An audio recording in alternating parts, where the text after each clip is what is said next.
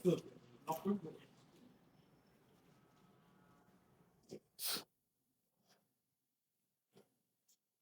عليكم ورحمة الله وبركاته. أرحب بكم مرة أخرى. আপনারা বিরক্ত হচ্ছেন না তো? আমি তো একসাথে অনেক কিছু ঢুকে গেছি ইনশাআল্লাহ। বেশি না, আর ২০ মিনিট ইনশাআল্লাহ আমরা বিষয়টা নিয়ে একটু আলোচনা করি। আচ্ছা, বায়তুল্লাহর মধ্যে যে বিষয়গুলো আমরা যে মাআলিমগুলো রয়েছে, তার মধ্যে অত্যন্ত গুরুত্বপূর্ণ হচ্ছে হাজরে আসওয়াদ। হাজরে আসওয়াদ শব্দের অর্থ হচ্ছে কালো পাথর। কালো পাথর। ভেরি ইন্টারেস্টিং হলো, এই যে পাথরটা কালো ছিল না, বরং এটা ছিল দুধের চেয়েও সাদা। দুধের চেয়েও কেমন ছিল? দুধের চেয়েও সাদা। এটা মানুষের আদম সন্তানের পাপকে নিয়ে কালো হয়েছে। পাপকে নিয়ে কালো হয়েছে, রাইট? এটা রাসূলুল্লাহ সাল্লাল্লাহু আলাইহি ওয়াসাল্লামের হাদিস। এবং যে বিষয়টা গুরুত্বপূর্ণ সেটা হচ্ছে, এই যে পাথরটা আপনারা দেখতেছেন না, এটা রূপার চাকতির মধ্যে, তাই না? এই পুরো পাথরটা কিন্তু হাজরে আসওয়াদ না। এটার মধ্যে ৭টা দানা আছে। সবচেয়ে বড় দানাটা খেজুরের বিচির মতো। এই ৭টা দানাই মূলত হাজরে আসওয়াদ। এর ইতিহাসটা হলো, রাসূলুল্লাহ সাল্লাল্লাহু ইব্রাহিম আলাইহিস সালাম যখন আ ইসমাঈল আলাইহিস সালামকে নিয়ে এই বাড়িটা তৈরি করেন, এটা একটা পর্যায়ে শেষের দিকে এসে একটা পাথর কম পড়ে যায়। একটা পাথর কম পড়ে যায়। তখন ইব্রাহিম আলাইহিস সালাম ইসমাঈল আলাইহিস সালামকে বললেন যে, "তুমি একটা পাথর নিয়ে আসো, একটা ইট নিয়ে আসো।" তখন উনি নিয়ে আসতে যান এবং ইতিমধ্যে জিব্রাইল তিনি কি করলেন? জান্নাত থেকে একটা পাথর নিয়ে আসলেন, সাদা পাথর। সেই পাথরটাকেই স্থাপন করা হলো। এইটাই ছিল হাজরে আসওয়াদ না, কি ছিল? হাজরে আবিয়াদ। এটা ছিল সাদা পাথর, কিন্তু এটা মানুষের পাপ নিয়ে কালো হয়ে গেছে। তো একসময় ইতিহাসের একটা সময় অনেক পরে কারামাতিয়ানরা এটাকে তখন বাইতুল্লাহ তারা দখল করে এবং এখানে লুটপাট চালায়, অনেক ধরনের সম্পদ তারা ইয়ে করে এবং হাজরে আসওয়াদটাকেও তারা তুলে নিয়ে চলে যায়। তখন এটা পরবর্তীতে আব্বাসীয় এক খলিফা এটাকে আবার রিটার্ন আনেন অনেক টাকা দিয়ে। তো বাই দ্য ওয়ে ওই সময় তারা এটা ভেঙে ফেলে। ভেঙে ফেলে কতগুলো টুকরো হয়। এই মানে সবগুলো টুকরো পাওয়া গেছে কিনা জানি না। মানে ৭ টা টুকরো এই পাথরের মধ্যে, ভিতরে একটা পাথর আছে আবার আলাদা। ওই পাথরের মধ্যে স্থাপন করা হয়েছে। ছোট্ট, ছোট্ট। এইটা ঠিক ওই পাথরগুলো দেখবেন একটু লালচে টাইপের। যে হাজরে আসওয়াদের পাথরগুলো কয়েকটা টুকরা ওখানে বসানো আছে। তো এখন তো মানুষ তো অধিকাংশই জানে না। মানুষ স্পর্শ করে, তো আশা করা যায় যে ওই পাথরের উপরে তাদের হাত পৌঁছায় ইনশাআল্লাহ। তো এর অনেক ফজিলত রয়েছে। এর মধ্যে একটা হচ্ছে যে ইন্না মাসহাহুমা ইয়াহুত্তুল খাতায়া। এর মানে হচ্ছে মাসহুমা, দুইটির স্পর্শ, অর্থাৎ রুকুনে ইয়ামিন এবং হাজরে আসওয়াদ, এটা স্পর্শ করলে কিয়ামতের দিন আল্লাহ সুবহানাহু ওয়া তাআলা তার কি করবেন? হ্যাঁ, তাকে আইনান কি করবেন? ইয়াউমাল কিয়ামাতি লাহু আইনান। কিয়ামতের দিনে তার ২ টি চোখ হবে, যা দিয়ে সে কি করবে? ইউবসিরু বিহিমা, যে এই দুটো দিয়ে সে দেখবে। ওয়া লিসানুন ইয়ানতিখু বিহি, এবং তার একটা জিহ্বা থাকবে, তার সেই জিহ্বা দিয়ে সে কথা বলবে। এবং ইয়াশহাদু আলা মান ইসতালামাহু বিহাক্কিন, যে তাকে ঠিকঠাকভাবে স্পর্শ করেছে তার পক্ষে সেটা সাক্ষ্য দিবে। এর হাজরে আসওয়াদ, হ্যাঁ? আরেকটা হচ্ছে রুকনু ইয়ামিন। আর রুকনু আল ইয়ামিনি, আর রুকনু আল ইয়ামিনি মানে হচ্ছে ইয়ামিনের দিকের কোণা, দক্ষিণ দিকে একটা কোণা আছে, সেটাকে বলে রুকনু ইয়ামিন। সেইটা কোনটা? এই যে হাজরে আসওয়াদ, যে এই যে আমার কারসার তো দেখা যায়, এই যে হাজরে আসওয়াদ এখানে স্থাপন করা হয়েছে দরজার পাশেই, হ্যাঁ? এবং এর ঠিক বাম দিকের যে কোণাটা রয়েছে এটা হচ্ছে আর রুকনু আল ইয়ামিনি। রুকনে ইয়ামিন, এটাও স্পর্শ করলে সেটাও কিয়ামতের দিনে আপনার জন্য কি করবে? সাক্ষ্য দিবে। এই ২ টা স্পর্শের কথা বলা হয়েছে এবং ওই ২ টা স্পর্শ করলে পাপগুলো চূর্ণ হয়ে যায়, পাপগুলো মিটে যায়, হ্যাঁ? এই ২ টা স্পর্শ করা। আরেকটা জায়গা আছে এমনি মাআলিমগুলোর মধ্যে একটা হচ্ছে মুলতাজাম। ইলতাজামা মানে এঁটে থাকা, লেগে থাকা। এই জায়গায় সাহাবারা এবং রাসূলুল্লাহ সাল্লাল্লাহু আলাইহি ওয়াসাল্লাম সেটার মধ্যে ছিলেন। তারা এরকম দেখবেন এখনো ওই যে দরজা, এই দরজাটা এবং এই হাজরা আসাদের মাঝখানে যে জায়গাটা, এই জায়গাটাকে কি বলে? মুলতাজাম। অর্থাৎ যে জায়গায় এঁটে থাকা হয়, যে জায়গায় লেগে থাকা হয়, এই জায়গায় দেখবেন মানুষজন দেখবেন খেয়াল করেছেন? হাত দিয়ে বুক দিয়ে লেগে থাকার চেষ্টা করে। হ্যাঁ? এ মুলতাজাম এটারও আছে কি? এটাও এটারও ফজিলত রয়েছে। হ্যাঁ? তো রাসূলুল্লাহ সাল্লাল্লাহু আলাইহি সাল্লাম এখানে সাহাবীদের মধ্যে ছিলেন। আমরা অত ডিটেইলস এ যাব না। বাইতুল্লাহর আরেকটা হচ্ছে হিজর বা হাতিম, যেটা আমরা বলেছিলাম ওই যে গোল অংশটা, সেই গোল অংশটা যেটা পরবর্তীতে মুশরিকরা তাদের হালাল টাকার, মানে তাদের দৃষ্টিতে যে হালাল টাকার অভাবে তারা এটাকে নির্মাণ করতে পারেননি। তারা এর মধ্যে হারাম টাকা আল্লাহর ঘরে বিনিয়োগ করতে চাননি। এর জন্যে এটা করতে পারেননি। কিন্তু এইটাও বায়তুল্লাহর মধ্যেরই অংশ, এটাই সেই ঘরেরই অংশ। হিজর মানে হচ্ছে কোল, হিজর মানে কোল, হাতিম মানে চূর্ণ অংশ, ভাঙা অংশ। এটা ঘরের ভাঙা অংশ না, এজন্য এটাকে বলা হাতিম বা হিজর, রাইট? কিন্তু এটার মধ্যে যে সালাত পড়বে সে বাইতুল্লাহর মধ্যে সালাত পড়ারই ফজিলত পাবে। এটা নিয়ে বড় হাদিস আছে, আমরা এটাতে আর যাচ্ছি না। এর মধ্যে আরেকটা হচ্ছে মাকাম ইব্রাহিম, যেটা নিয়ে আমরা বললাম। মাকাম ইব্রাহিম, তাই না? ফিহি আয়াতুম বাইয়িনাতুম মাকাম ইব্রাহিম। এটা হলো সুস্পষ্ট নিদর্শন। এর কারণ কি খেয়াল করেন? এইটাতে বাইতুল্লাহ তো প্রায় 40 ফিট উঁচু, 4 তলা বিল্ডিং এর সমান। যারা গিয়েছেন দেখেছেন, তাই না? এইটা তো ইব্রাহিম আলাইহিস সালাম তো এত লম্বা ছিলেন না। তো এইটাকে উনি দাঁড়াতেন এবং এইটা তার প্রয়োজন অনুযায়ী উপরে উঠতেন। বুঝতে পেরেছেন? এই পাথরটাতে দাঁড়াতেন উনি এবং এই পাথরটা প্রয়োজন অনুযায়ী তাকে নিয়ে এখন যেমন মাচা দিয়ে উঁচু হয় না? এটার মাধ্যমে উঁচু উঠতেন এবং এটা নরম হয়ে গেছিল পায়ে যেন দাঁড়ায় কষ্ট না হয়। তখন তো আমাদের মতো এত সুন্দর কেস ছিল না, তাই না? হ্যাঁ, তখন খালি পায়ে যদি স্যান্ডেল পরেও পাথরের উপর অনেকক্ষণ দাঁড়ায় থাকেন কষ্ট হবে। এজন্য আল্লাহ সুবহানাহু ওয়া তাআলা এই পাথরটাকে কি করে দিয়েছেন? নরম করে দিয়েছেন এবং যার ফলে দেখবেন তার যে এই যে দেখেন এখানে রূপার একটা প্রলেপ দেওয়া হইছে, হ্যাঁ? তার এই যে একটা সামনে মাকাম ইব্রাহিম, এই মাকাম ইব্রাহিম মানে কি অ্যাকচুয়ালি? মাকাম মানে যে দাঁড়ানো।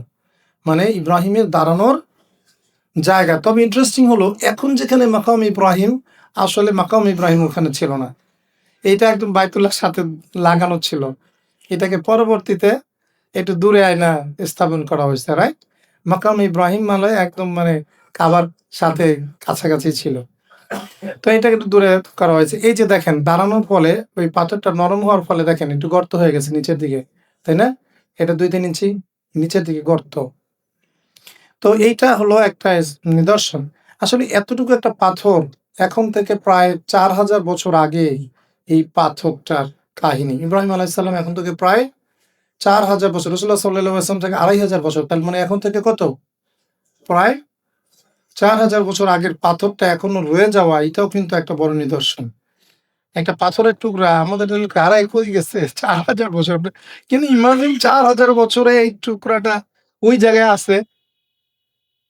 এটা একটা মিরাকল, হ্যাঁ? এটার মধ্যে দেখেন আল্লাহ নিদর্শন রেখে দিয়েছেন। আর কিন্তু এরকম জিনিস ওইভাবে নাই। কিন্তু এই পাথরটা ৪,০০০ বছর তো ডিগ্রেডেশন হয়। আপনারা জানেন তো ৪,০০০ বছর তো একটা পাথর এরকম থাকারও কথা না। তাই না? এবং আরেকটা জিনিস কে যেন বলল যে পাথরের জান আছে। পাথরের নাকি জান আছে, আল্লাহু আলম। তারপর দেখেন মাতাফ। মাতাফ মানে কি? তফা ইয়াতুফু মাতাফ। মাতাফ হচ্ছে যেখানে তফ করা, আবর্তন করা হয়। তফা মানে কি?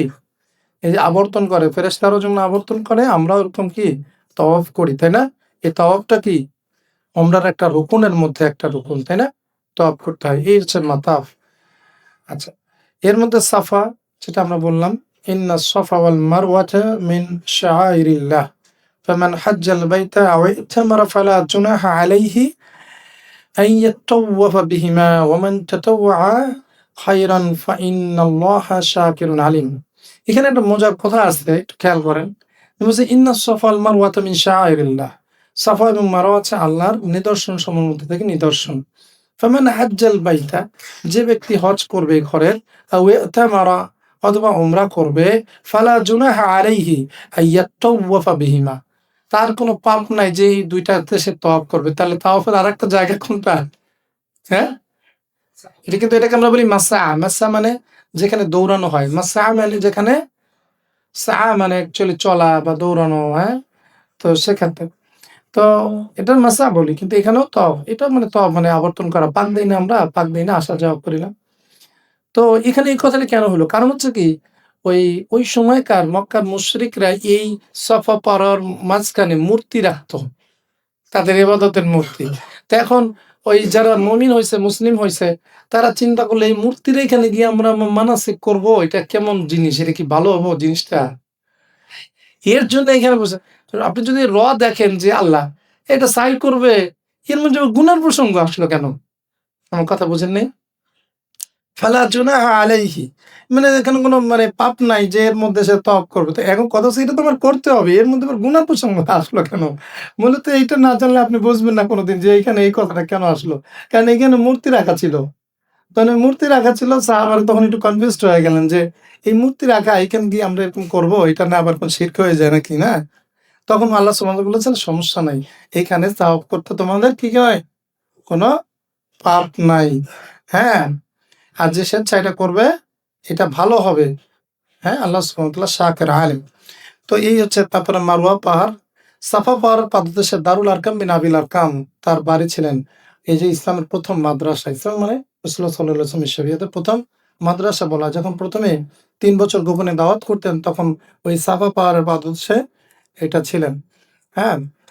আমরা একটা ভিডিও লিংক দিব। এই লিংকের মধ্যে সমস্ত কিছু অ্যানিমেটেড ভিডিও আপনারা পাবেন, দেখতে পারবেন ইনশাআল্লাহ। তো এই মারোয়া পাহাড়ের পাদদেশে খাদিজা রাদিয়াল্লাহু আনহা তার বাড়ি ছিলেন। এবং মারোয়া থেকে একটু দূরেই পূর্ব দিকে, উত্তর-পূর্ব দিকে ছিল শিয়াবে আবি তালিব। মাসা হলো যেখানে সাই করে, এই যে মাসা এখান থেকে যে আমরা সাই করার জায়গাটা মাসা। এই যে সে মাসা। তো এখন তো এরকম সে আগের মতো নাই। এখন আপনারা গেলে দেখবেন একটা বিল্ডিং। কিন্তু আগে তো এটা মূলত এইটার ইতিহাসটা কি? যখন হাজেরা দেখলেন যে ইসমাইল আলাইহিসসালাম অসুস্থ হয়ে যাচ্ছেন পানির অভাবে, তখন তিনি পানি পাওয়া যায় কিনা, সেই পানি যে পাওয়া যায় কিনা এর জন্য তিনি একটু উঁচু জায়গায় উঠতে চাইলেন। যদি কোনো কাফেলা দেখা যায়, কোনো মানুষ দেখা যায় বা পানির কোনো সোর্স দেখা যায়, এর জন্য উনার হাতে করণীয় কি ছিল? একটু উঁচু জায়গায় উঠলেন, গিয়ে সাফা পাহাড়ে উঠলেন। বাইতুল্লাহ থেকে সাফা পাহাড় একদম কাছে। এখান থেকে উঠলেন, উঠে তিনি দেখলেন যে কোনো পানির কাফেলা, কোনো পানির সোর্স আছে কিনা। তারপর তিনি দেখলেন যে পাওয়া যাচ্ছে না। তারপরে তিনি দৌড়ে গিয়ে ওখান থেকে নেমে গিয়ে আরেকটু দূরে দেখলেন আরেকটা পাহাড়। সে হচ্ছে মারওয়া।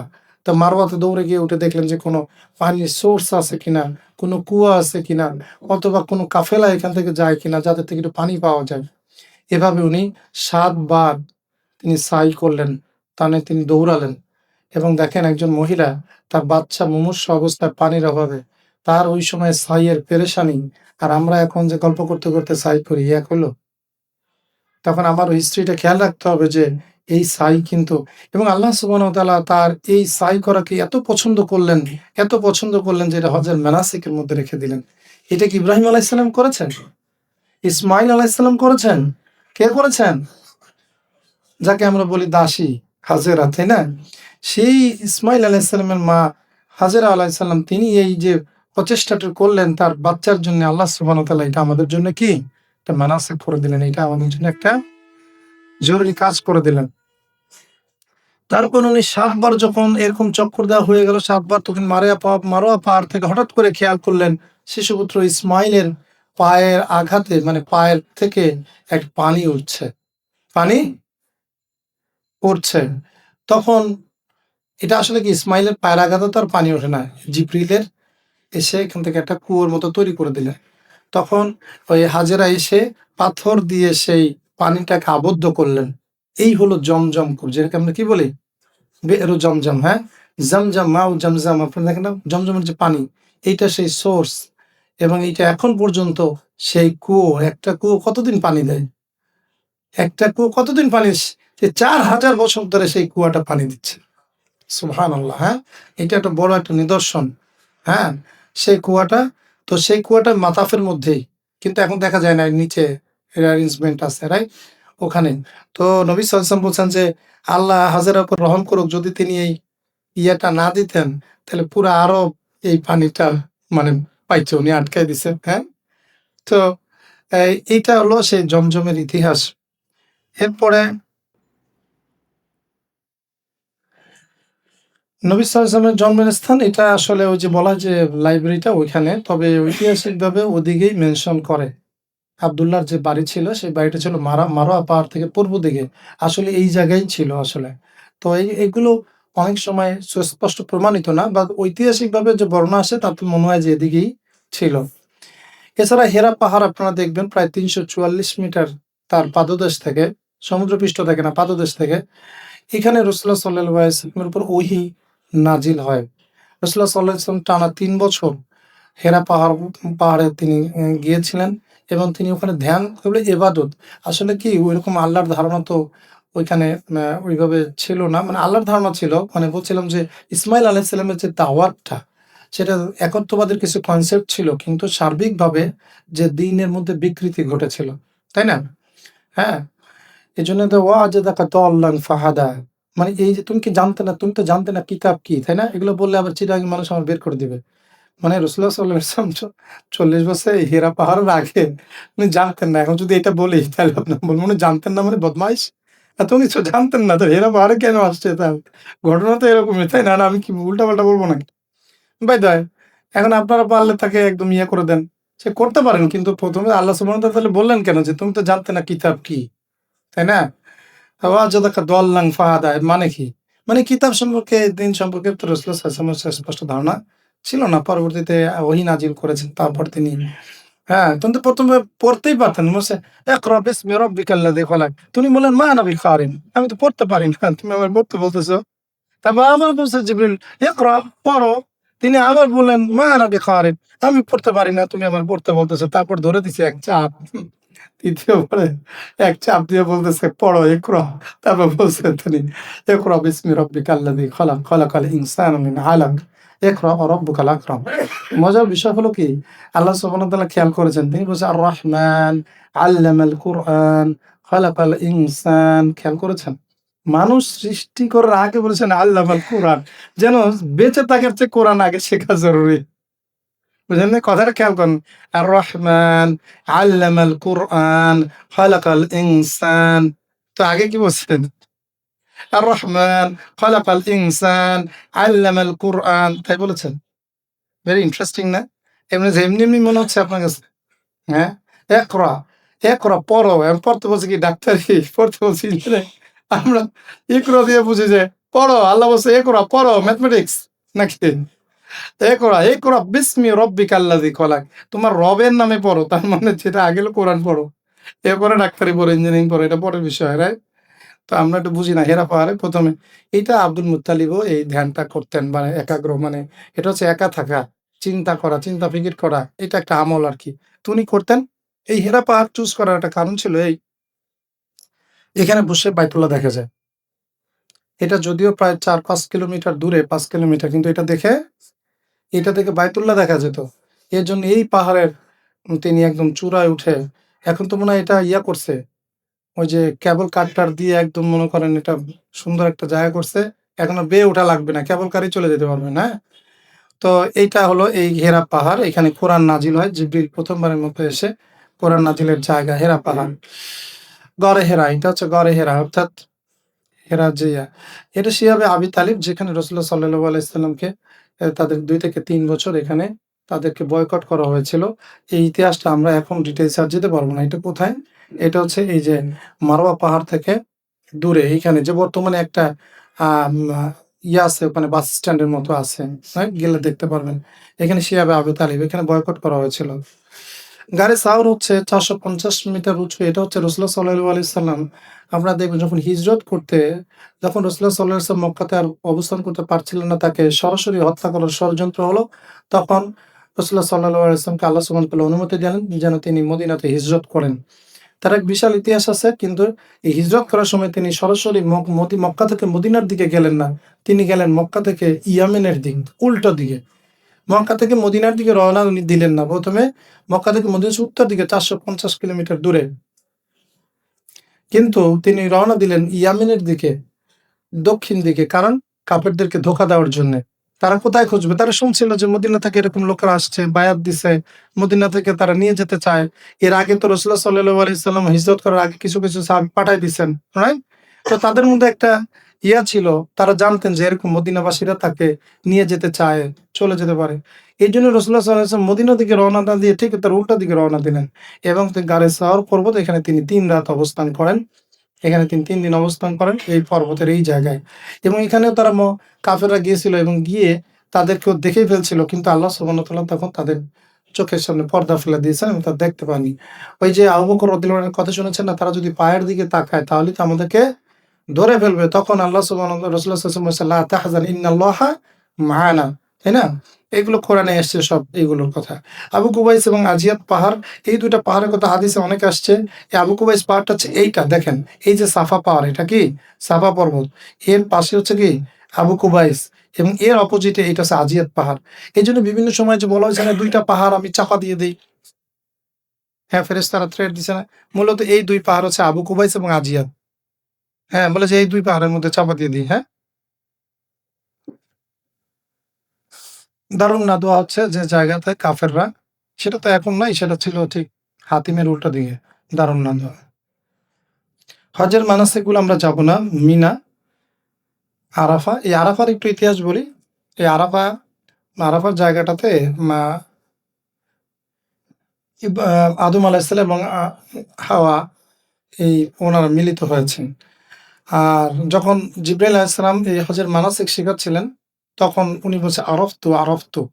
হ্যাঁ? ইব্রাহিম আলাইহিস সালাম। এর জন্য এর নাম হচ্ছে আরাফা অ্যাকচুয়ালি, হ্যাঁ? আর মিনা ওই জায়গাটার নাম। আরাফা আরেকটা হচ্ছে যে আপনার ওই যে পরস্পরে এখানে মিলিত হয়েছেন। এজন্য নাম হচ্ছে আরাফা। আরাফার একটা মাঠ। মুজদালিফা, এখানে রাত্রি যাপন করা হয়। আরাফা থেকে মুজদালিফা। এখানে ওই যে মাশআরুল হারাম আছে, হ্যাঁ? ইনদা মাশআরিল হারাম, এটা আছে যে সেখানে আল্লাহ সুবহানাহু ওয়া তাআলা বলছেন আ আ আ জিকির করতে। এটা হজের যে আরাফা থেকে যখন হাজিরা মুজদালিফায় চলে আসে রাত কাটায় এবং মুজদালিফা ওখানে মাশআরুল হারাম রয়েছে।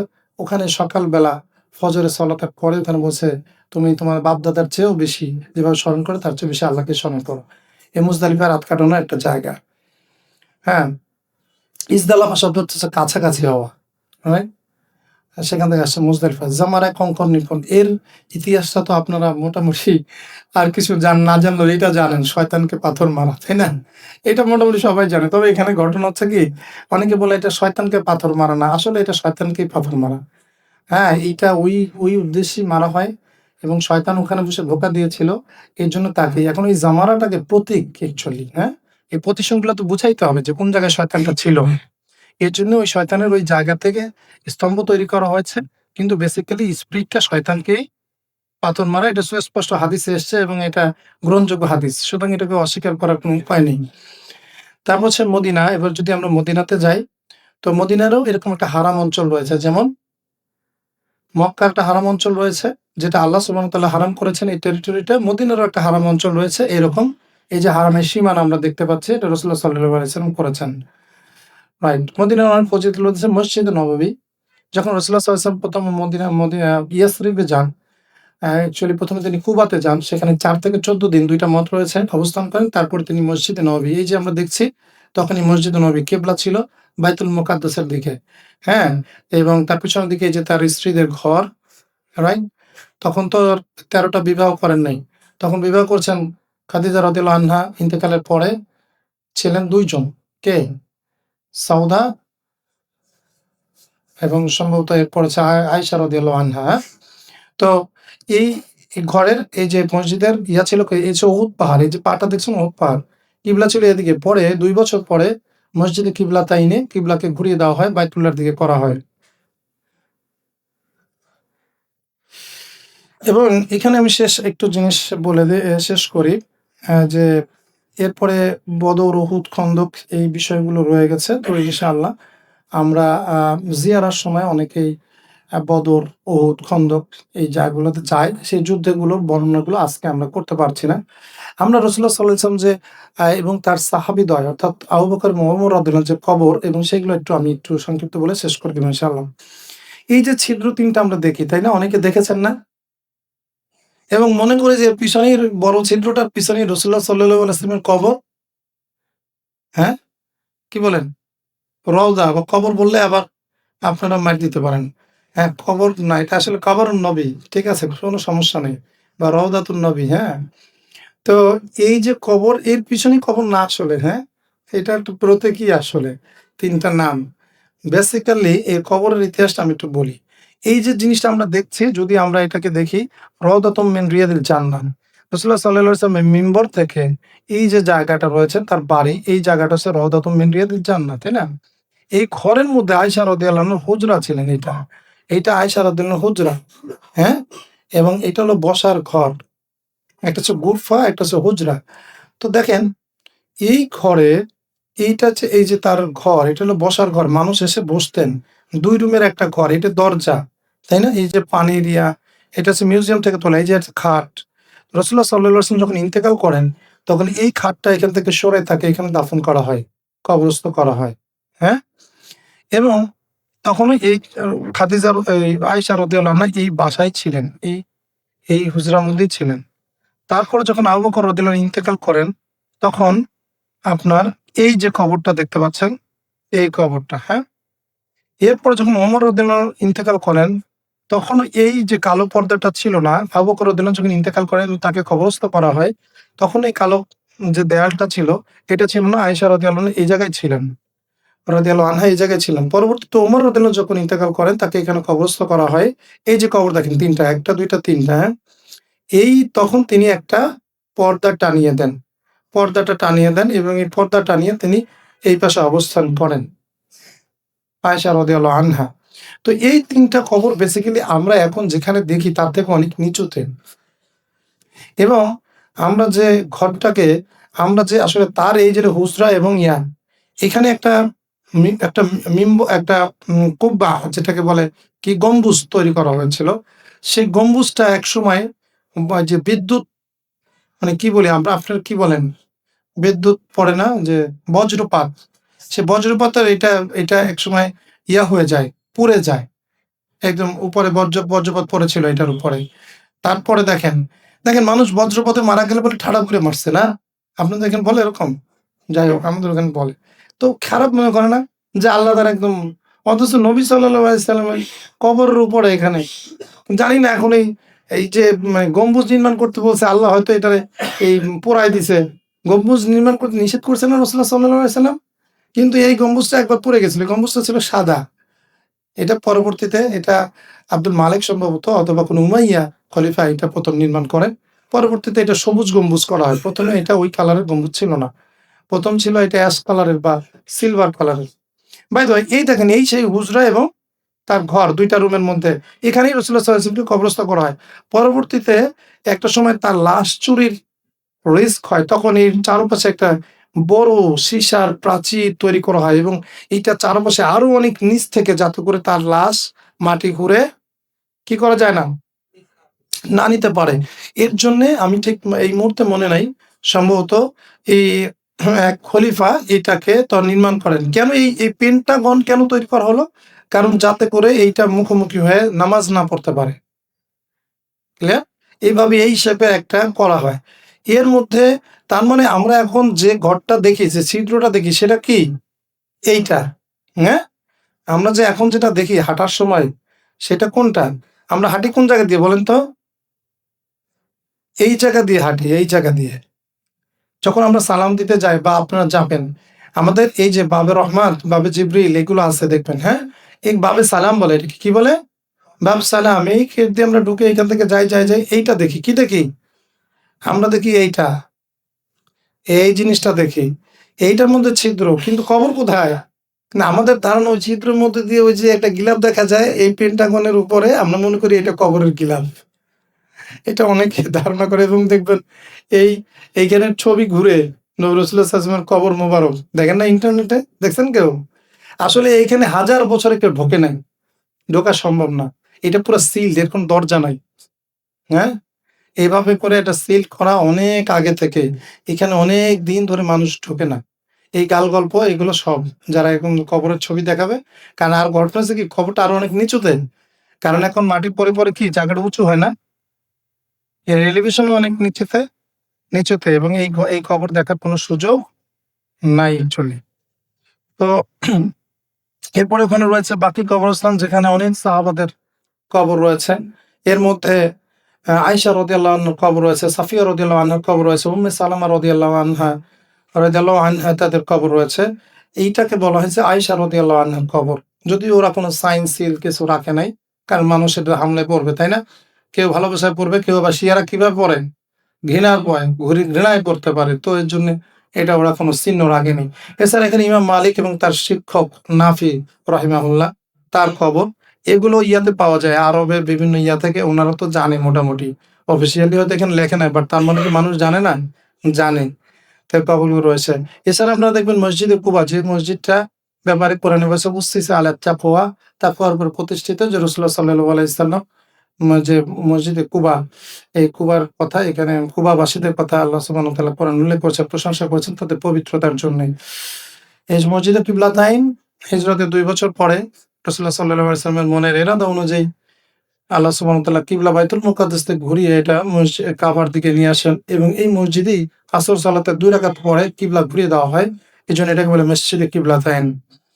এছাড়া আপনার হচ্ছে উহুদের কবরস্থান। এটা মসজিদে নববীর থেকে উত্তর দিকে উহুদ পাহাড়ের প্রান্তে, যেখানে উহুদের যুদ্ধ সংঘটিত হয়েছে।